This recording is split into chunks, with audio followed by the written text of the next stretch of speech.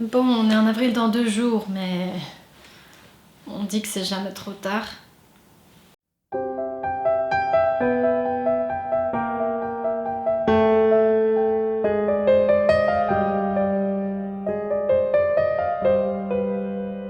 Chers amis d'Emo, bonjour et bienvenue sur ma chaîne. Le 6 janvier 2018, je postais en ligne mon premier bilan sur YouTube et sur mon blog. Je me remettais tranquillement d'un burn-out et j'étais un petit peu désespérée. 2018 n'a pas été une super année pour moi. Par contre, j'avais besoin de contact et j'espérais que l'année suivante serait un petit peu mieux. Et effectivement, 2019 m'a souri. C'était pour moi une super année, une excellente année. Et du coup, j'avais envie de faire ce bilan quand même si j'ai posté sur mon blog le bilan de toute l'année depuis un petit moment déjà, pour reprendre la chaîne, comme je vous l'ai expliqué dans ma précédente vidéo, et pour justement vous expliquer en quoi 2019 a été une année luxuriante, pour parler un peu de choses positives. Au niveau de l'écriture, comme je le disais dans ma dernière vidéo reprise, j'ai rédigé le premier jet de mon premier roman qui s'appelle Les Inséparables. Pour l'instant. C'est pour ça que j'ai eu une grosse absence entre, je dirais... du coup, j'ai posté ma toute dernière vidéo de la chaîne en juin 2019. Mais concrètement, je l'avais filmée, vous le voyez sur la vidéo. On n'est pas en juin sur la vidéo, je l'avais filmée peut-être en mars, quand il commençait à faire chaud. Et du coup, ça fait vraiment très longtemps que je suis pas revenue vous voir.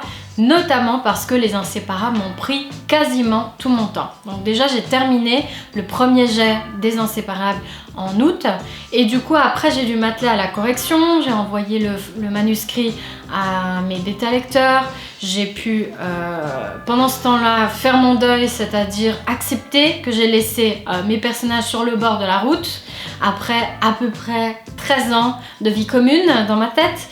Et puis après avoir accepté ça, j'ai refait des corrections et en décembre, puis en janvier, j'ai envoyé les versions informatiques et les versions papier de mon manuscrit aux maisons d'édition. J'en parlerai un petit peu mieux, je pense, dans le cadre de podcast, comme je vous l'ai expliqué, mais je voulais du coup vous justifier mon absence, qui a été principalement par rapport à ça. Du coup, j'ai eu beaucoup en termes d'écriture, de retour sur Scribd, plateforme de laquelle je vous ai déjà parlé et à laquelle je tiens beaucoup. Je remercie les lecteurs sur Scribd et je remercie infiniment mes bêta-lectrices qui m'ont aidé à améliorer, à peaufiner, à chouchouter Les Inséparables avant que je ne les envoie en maison d'édition. Et puis du coup en 2019, côté écriture, j'ai pas fait énormément de concours. J'avais vraiment envie de mener à bout ce projet duquel je vous parle depuis des années. En termes de lecture, j'ai fait du coup mes premières chroniques sur mon blog, mes premières chroniques, micro-chroniques, à partir de décembre 2018. Puis j'ai continué petit à petit. Il n'y a pas si longtemps en fait, en comptant les lectures que j'ai fait en 2019, je me suis rendu compte que j'ai lu 17 livres en 2019. Sans compter les mangas, parce que je me suis relu entièrement la saga Fruits Basket. 17 livres pour moi en fait c'est énorme, ça faisait vraiment très longtemps que j'avais pas lu autant. Je sais même pas si ça m'est déjà arrivé de lire autant en une année. Donc j'étais plutôt contente du score, pas en termes de compétition mais en termes juste de plaisir de lire. Enfin voilà, ça m'a rendue encore plus contente. Et du coup pour 2020 je me suis fixé un objectif de 20 livres. Ensuite, du coup, j'ai pu échanger, rencontrer quelques author-tubers. J'ai déjà parlé de ça en fait dans ma précédente vidéo très rapidement, mais je vous ferai peut-être une petite vidéo. Mais en gros, ce sont des auteurs qui donnent des conseils d'écriture. En cherchant un petit peu sur YouTube et en regardant, voilà, j'ai pu discuter avec certaines d'entre elles, puisque c'est majoritairement des femmes, n'est-ce pas? Avoir des conseils non seulement pour mon roman, mais aussi pour la suite et pour ma chaîne aussi. C'était génial, j'ai pu aussi énormément échanger grâce aux chroniques que j'ai faites avec les auteurs des livres que j'ai lus, notamment Céline Théus et Stéphanie Vidon, qui sont deux auteurs auto-édités et qui m'ont donné plein de conseils et surtout énormément de bienveillance. Du coup, ça me donne envie de voir la suite et ça me donne encore plus envie aussi de prendre contact avec les auteurs et Voilà, en fait c'est le côté que j'apprécie dans les auteurs qui sont pas multinationalement connus. Il y a un contact facile, c'est-à-dire que je vais dire par exemple j'ai fait cette chronique, jeter un œil, etc. Et puis du coup voilà, on se crée un réseau, on se crée surtout des belles rencontres. Du coup je les remercie énormément d'avoir pris le temps de me répondre, de m'avoir couverte de compliments et de bienveillance surtout. J'ai vraiment apprécié ces rencontres-là. Ça m'a fait prendre confiance en moi et j'ai aussi gardé contact avec Michel Coumer, l'un des auteurs de Borderline, une vie au bord du gouffre. Je crois que c'est ça. J'ai fait une vidéo, d'ailleurs c'est ma vidéo qui a le plus de vues. Et il a été d'accord de me rencontrer, de lire Les Inséparables et de me donner un avis psychanalytique sur mes personnages. Alors c'était assez drôle cette rencontre, c'était très sympa. Pas drôle dans le sens je me moque, mais drôle dans le sens d'avoir en direct une psychanalyse de mes personnages. Ça les a rendus encore plus partie prenante de Genève et partie prenante de ma vie en fait. Donc c'est drôle et intéressant et en même temps ça m'a donné plein d'envie pour la suite.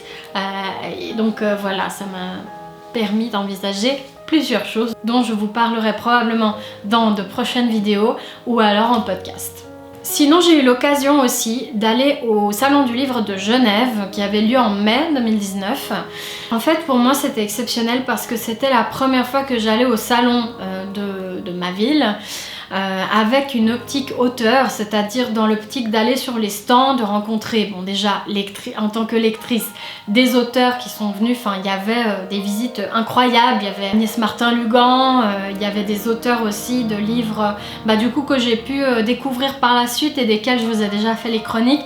Donc il y a un lien affectif qui s'est créé entre l'auteur, le livre et moi, et du coup ça a donné toute une autre dimension au livre aussi que j'ai lu, et c'est peut-être pour ça que du coup j'ai apprécié d'autant plus les livres, parce que j'avais cette rencontre dans la tête quand j'ai lu et découvert ces ouvrages. J'ai pu avoir plein de dédicaces, je vous avais fait des stories sur Instagram, c'était une des meilleures expériences salon que j'ai eues. J'ai rencontré tout plein d'auteurs du Gaélig dont je vous ai déjà parlé aussi sur les réseaux. Je vais vous mettre un petit lien en barre d'infos pour vous montrer ce que c'est le Gaélig et voilà, j'espère garder du coup contact avec tous ces auteurs merveilleux. J'ai vraiment bien vécu l'expérience et j'espère la renouveler en octobre prochain, puisque cette année Salon du Livre de Genève a lieu en octobre. Mais je pense que c'était du coup une des plus belles expériences de 2019. J'ai vraiment trop aimé ce salon. Et en plus il y avait des conférences vraiment hyper intéressantes, hyper prenantes, hyper dans les thèmes que j'étais plongée dedans quoi, en fait, en rédigeant Les Inséparables, j'étais vraiment là-dedans. Du coup voilà, c'était là comme si c'était pour moi et comme si c'était pour que je puisse rencontrer tous ces auteurs merveilleux. En décembre, donc il y a eu aussi ce gros trou où j'étais vraiment plongée dans l'écriture, on va dire du coup de juin à octobre, novembre, comme ça, où j'ai vraiment trimé sur les corrections, sur la relecture, voilà, et puis j'étais à fond dans mon récit. Donc entre temps j'ai pas fait grand chose à l'extérieur ou lié à la lecture. Par contre grâce au salon j'ai pu acheter des livres du coup de certains auteurs suisses et puis tomber sur L'Étoile de Loïlo qui est une saga fantasy et c'est mon premier coup de cœur livresque, non seulement de 2019 mais en plus pas de tous les temps. Je peux pas dire de tous les temps parce que dans ma jeunesse j'ai eu quelques coups de cœur aussi, mais disons depuis que je fais ces chroniques et que je lis vraiment les livres pour les chroniquer, etc. Donc premier coup de cœur, L'Étoile de Loïlo, que ce soit du coup en termes de narration, de personnages, les personnages. Je ne peux que vous inviter à aller voir ma chronique qui est, comme je le disais dans ma dernière vidéo, à peu près comme ça. J'ai fait quand même une chronique sur ce premier tome alors que j'avais revu un petit peu le format des sagas. Mais là j'étais obligée de parler de ce premier tome parce que coup de cœur 2019 quoi. Donc merci Déborah Pérez d'avoir dédicacé mon livre, de m'avoir fait découvrir ton univers. Par rapport au bilan 2019 c'est tout, c'est-à-dire que mon année 2019, ça a été vraiment une année particulière parce qu'elle a été méga positive et du coup je me suis nourrie de ça. J'ai aussi changé de travail, alors je suis toujours assistante sociale mais dans un service qui est tellement plus bienveillant avec les collaborateurs, tellement plus respectueux envers les personnes qu'on suit et qu'on accompagne, tellement plus bienfaisant pour mon esprit, c'est-à-dire que je rentre chez moi, je suis disponible, donc je vais profiter de ça pour l'année 2020, bien qu'elle soit déjà bien entamée. J'avais déjà préparé ce bilan il y a très longtemps, comme je vous avais dit, j'avais prévu de tourner cette vidéo beaucoup plus tôt, mais j'ai pas pu. Et du coup, mes objectifs pour 2020, en tout cas mes perspectives, ce serait d'écrire 2 romans. J'étais en totale panique en écrivant ça parce que je me suis dit purée quand même 2 romans c'est énorme. Il faut savoir que Les Inséparables c'est presque 160 000 mots, c'est-à-dire le double de ce qui est normalement accepté dans les maisons d'édition pour un seul tome et pour un premier roman par rapport aux informations que j'ai trouvées. Si je me suis fixé l'objectif d'écrire 2 romans, c'est-à-dire en tout cas 2 premiers jets, c'est parce que j'ai l'optique d'écrire des romans beaucoup plus courts, c'est-à-dire autour de 50 ou 60 000 mots, qui sont un peu plus dans les standards, non seulement du NaNoWriMo, duquel je parlerai peut-être en vidéo ou en tout cas en story sur Instagram, mais aussi en termes de ce qu'on voit dans le commerce, c'est-à-dire que dans un poche, il y a un petit peu moins de 400 pages en général, donc dans un poche, donc dans un grand format, c'est quand même moins. Je veux non seulement optimiser mes chances d'être éditée, mais aussi me permettre à moi d'écrire plus régulièrement, un format plus court, quitte à étoffer après, parce que j'ai vu qu'écrire trop et devoir trancher après dans l'art, ça me convient pas du tout. J'ai réussi à enlever 8% des Inséparables, mais c'était une torture pour moi, et du coup, là, si je dois à nouveau retoucher le roman parce que toutes les maisons d'édition m'auront dit non, ce serait une torture pour moi. Donc je préfère écrire moins, quitte à ce qu'il manque des choses, et à étoffer après pour éviter d'écrire trop. Et surtout, ça me permettra d'écrire beaucoup plus régulièrement. Donc j'ai beaucoup d'idées dans la tête, comme je l'avais dit dans d'autres vidéos. Là, du coup, je suis sur mon deuxième roman, et qui est d'ailleurs disponible sur Scribd si vous voulez me suivre par là-bas et le découvrir en avant-première. C'est un premier jet, donc il y a des fautes, attention. Je dirais que j'ai écrit la moitié, déjà, en 2 mois et quelques. Donc je suis plutôt bien partie pour écrire le tout, on va dire, avant l'été. Et à partir de l'été, peut-être, si j'ai effectué toutes mes corrections, ou bien peut-être pour laisser poser mon roman, j'entamerai un 3e roman. Deuxième perspective 2020, ce serait d'être éditée. Bah oui, vu que j'ai envoyé mon manuscrit, j'espère avoir plein de réponses. Et en tout cas, une réponse positive. Ouais, ça serait cool, mais si c'est pas le cas, je suis en train de réfléchir un petit peu à la suite. Je pense que j'en parlerai plutôt sous le format podcast, une fois que ce sera un peu plus clair sur quelle plateforme je fais ça, pour que ce soit un petit peu plus clair en termes de perspective et de format livresque, et sous quelle forme mon roman va arriver dans vos mains, n'est-ce pas? Il faut savoir que j'avais écrit ce bilan 2019 en fin d'année dernière, et du coup avant tout ce qui se passe actuellement, et en 3e perspective j'avais mis faire tous les salons du livre, en tout cas ceux que j'ai très envie de faire. J'avais pris mes billets pour aller au salon du livre de Paris, il se trouve qu'il a été annulé et que finalement je suis même pas allée à Paris pour rencontrer mes amis, et ça tombe un petit peu à l'eau, et je suis très heureuse que le salon du livre de Genève se passe en octobre cette année, parce que je me dis que j'ai quand même une chance de pouvoir y participer, et à tous les événements littéraires qui se passent en tout cas à Genève. On va croiser les doigts, j'espère que cette horreur va vite se terminer, parce que voilà, ça nous bourrait un peu la vie culturelle, et surtout ça met en difficulté énormément d'auteurs.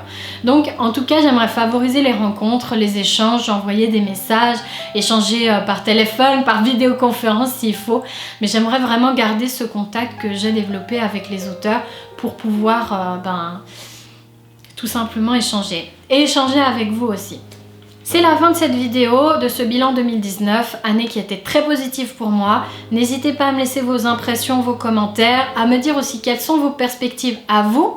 Et puis en attendant d'avoir vos retours, je vais préparer les prochaines vidéos, et je vous dis à très bientôt, et surtout à très bientôt entre nos lignes. Ciao!